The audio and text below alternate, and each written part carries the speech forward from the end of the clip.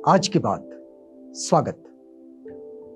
आप जानते हैं कि इस समय आज की बात में हम लोग बौद्ध दार्शनिक आचार्य बुद्धघोष, इन्होंने जो विशुद्धि मग्ग दिया है, इस विशुद्धि मग्ग को आप तक पहुंचाने का ये प्रयास कर रहे हैं। पिछले कड़ी में हमने देखा कि आचार्य बुद्धघोष जब विशुद्धि मग्ग को समझा रहे हैं, मतलब ये जो चित्त की शुद्धि का मार्ग है, इसे जब वे समझा रहे हैं तो उनके समझाने में उसकी जो पहली अवस्था थी, उस अवस्था को हम समझे। अब ये दूसरी बात को समझते हैं कि चित्त की विशुद्धि, ये विशुद्धि मार्ग का दूसरा मार्ग है। हमने शील का मार्ग समझा था पिछली कड़ी में, अब हम समझते हैं कि चित्त की विशुद्धि क्या है। चित्त की विशुद्धि यानी कि समाधि विशुद्धि, जिसे मेडिटेशन कहा जाए। ये समाधि 3 प्रकार की होती है और इसका विश्लेषण आचार्य बुद्धघोष करते हैं। वे कहते हैं पहला जो उसका विश्लेषण आता है वो आता है क्षणिक समाधि। तो क्षणिक समाधि का क्या अर्थ हुआ कि यह समाधि कुछ कुशल चित्तों में उत्पन्न होती है, ये समूचे चित्त में उपस्थित नहीं होती। कुछ चित्तों में यह उत्पन्न होती है और इसकी अवस्था एक क्षण के लिए होती है और अगले ही क्षण वो बदल भी जाती है, तो इसे कहते हैं क्षणिक समाधि। दूसरी होती है उपचार समाधि। तो उपचार समाधि क्या है? ये ध्यान की प्राप्ति से पहले ही उत्पन्न होती है। मतलब जो कोई व्यक्ति ध्यान में उतर रहा है, जो साधक ध्यान में उतर रहा है, तो उससे पहले ही यह घटित होती है और इसलिए इसे उपचार यानी कि ध्यान के समीप ले जाने वाली समीपवर्ती समाधि, इस तरह से इसे संज्ञा मिलती है। कुछ क्षण के लिए ये जो समाधि है, ये कुछ क्षण के लिए अपने ध्येय पर, अपने उद्देश्य पर टिकती है और फिर अगले ही क्षण वो वहां से हट भी जाती है। लेकिन ये क्षणिक समाधि से थोड़ा इसका काल बड़ा है। तीसरा इसका जो वर्गीकरण करते हैं आचार्य बुद्धघोष, तो तीसरा वो कहते हैं पूर्ण समाधि। लेकिन पूर्ण समाधि से पहले ये जो विशुद्धि मग्ग का जो पूरा विवरण आता है, इसमें 19 अध्यायों में आचार्य बुद्धघोष ने इसको प्रस्तुत किया है और उन्होंने अपनी इस प्रणाली के अनुरूप अलग अलग समाधियों, ध्यानों और उनकी प्राप्ति प्रक्रियाओं का विवरण जो प्रस्तुत किया हो, बिल्कुल अतुलनीय विवरण है। हम ये पूरा विवरण आपको नहीं समझा रहे हैं। तो यहां बुद्धघोष जो कहते हैं वो ये है कि पृथ्वी कसीण से लेकर समाधि भावना की प्रक्रियाएं तथा कर्म स्थानों का विवरण, ये सब मतलब रिद्धियों का भी विवरण बड़ी सूक्ष्म दृष्टि से आचार्य बुद्धघोष ने विशुद्धि मग्ग में विश्लेषित किए हैं। अब आती है पूर्ण समाधि की बात। तो पूर्ण समाधि क्या है? पूर्ण समाधि ये ध्यान अवस्था का द्योतक है कि जो कोई पूर्णतः ध्यान में उतर जाता है, यह है पूर्ण समाधि। यह समाधि पूर्णता है और इसमें चित्त पूर्ण रूप से एकाग्र हो जाता है। अब इसे आचार्य बुद्धघोष कहते हैं कि इस समाधि का महत्व इसलिए है कि यहां चित्त अधिक समय तक अपने ध्येय पर टिका रहता है।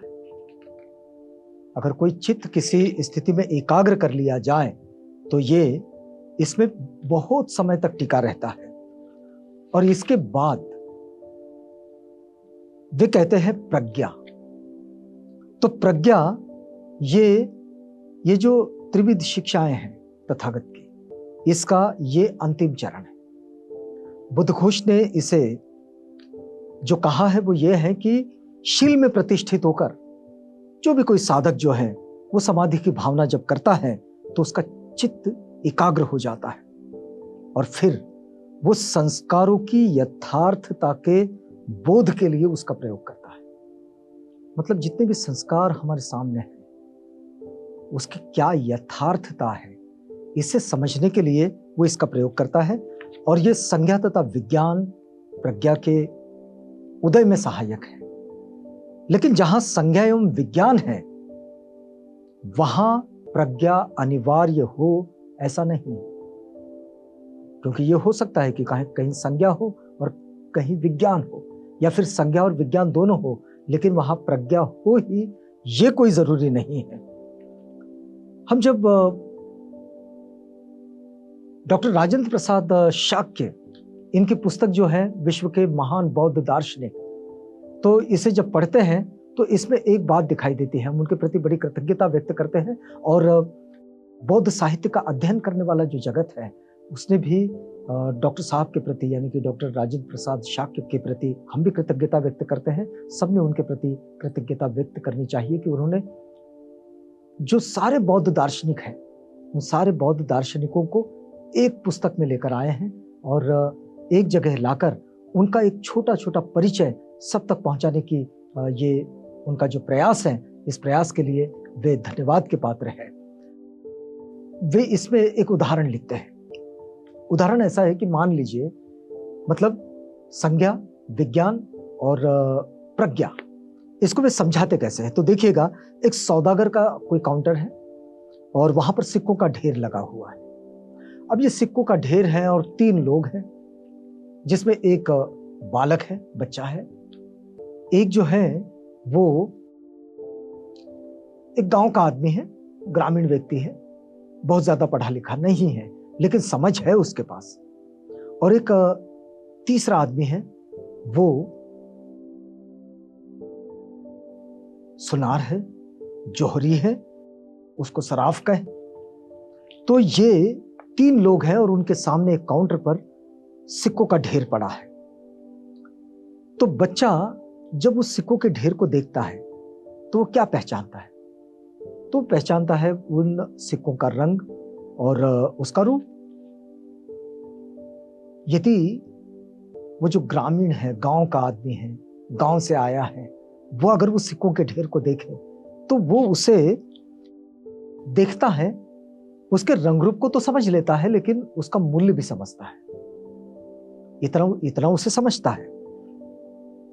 लेकिन वो इस बात को नहीं जानता कि वे खरे हैं या खोटे हैं। लेकिन जो जौहरी है, जो सराफ है, जो सुनार है, वो जानता है।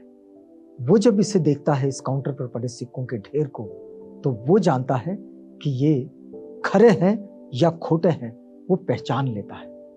इस बात से हम लोग पहचाने कि जैसे बालक ने देखा वो संज्ञा है, बालक ने सिक्कों के ढेर को देखना और उसके रंग रूप को समझना, ये संज्ञा है। लेकिन किसी ग्रामीण ने, किसी गांव के आदमी ने उस सिक्कों के ढेर को देखना और उसके रंग रूप को पहचानना और रंग रूप के साथ उसके मूल्य को जानना, ये हो गया विज्ञान।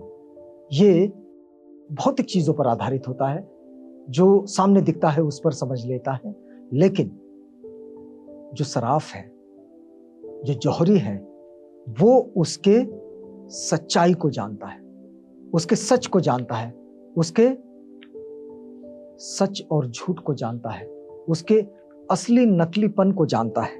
और वो उसे जब इस तरह से समझ लेता है तो हम समझे कि जो प्रज्ञा की भूमि है, वो प्रज्ञा की भूमि स्कंध, आयतन, धातु, इंद्रिय, सत्य तथा प्रतीत समुत्पाद है। और इसलिए प्रज्ञा, ये जो विशुद्धि मग्ग का बड़ा महत्वपूर्ण अंग है, बड़ी महत्वपूर्ण अवस्था है। और प्रज्ञा की भावना से पहले जो भी कोई साधक है, उसे इन विषयों का ज्ञान होना ये बड़ा ही महत्वपूर्ण होता है।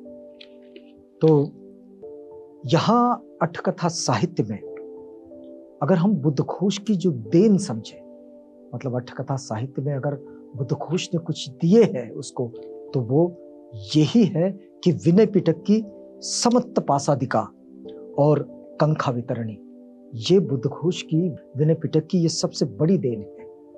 सुत्त पिटक की जो 8 कथाएं हैं, सुमंगल विलासिनी, पपुचन सुदनी, सारथर पकासिनी, मनोरथ पूर्णी, जातक कथा वर्णना, धम्मपद कथा वर्णना एवं परमत्थ जितिमका। अभिधम्म पिटक की जो अठशालिनी है, सम्मोह विनोदिनी है एवं पंचप्रकरण अट्टकथा है। इन सारी अट्टकथाओं में बुद्ध वचनों को चिरस्थायी करने का काम और बुद्ध शासन की जो निरंतरता है उसको जीवंत रूप देने का काम आचार्य बुद्धघोष ने किया है। और ये बुद्धघोष की सबसे बड़ी देन है बौद्ध साहित्य को। और इसलिए इस मायने में बुद्धघोष का जो ये योगदान है, आप समझिएगा कि हमें ये जो श्रीलंका का पूरा ज्ञान जो हमें मिलता है, ये सब बुद्धघोष का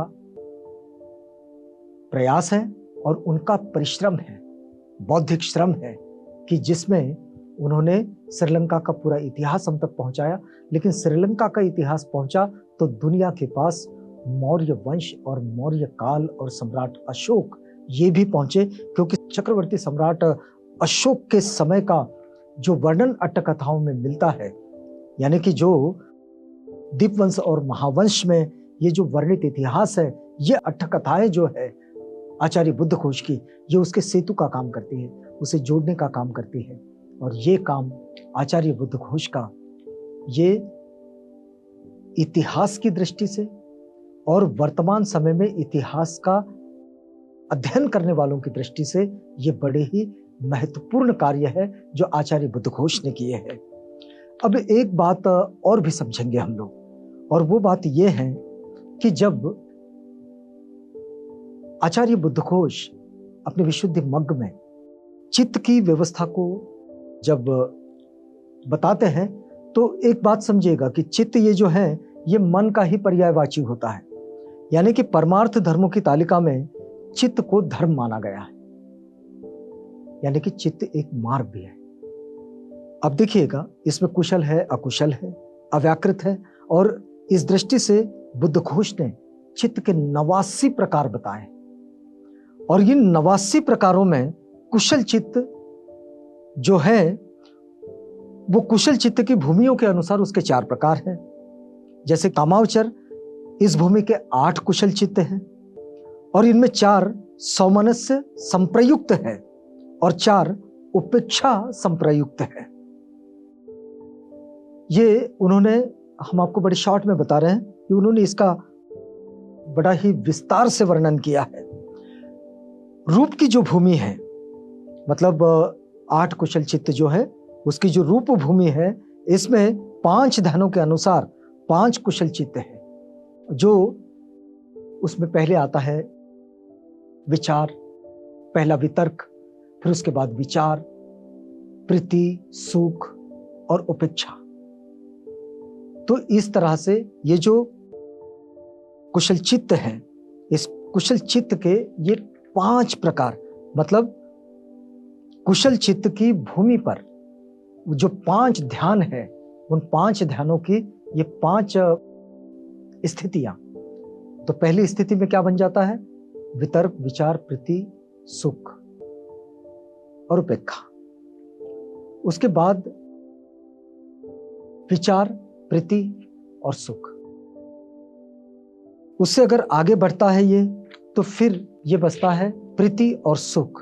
उसकी अगली कड़ी जो है, उसका जो आगे का चरण है, उस आगे के चरण में वो हो जाता है प्रीति और सुख। प्रीति और सुख के बाद वो केवल सुख बचता है, और फिर यहाँ से ये सब छूट जाते हैं और केवल उपेक्षा बचती है, जो इसका अंतिम भाव है। अब इन सारी चीज़ों को हम लोग समझेंगे, लेकिन अब ये वक्त हमें इजाज़त नहीं देता है, तो यहाँ हमें रुकना होगा।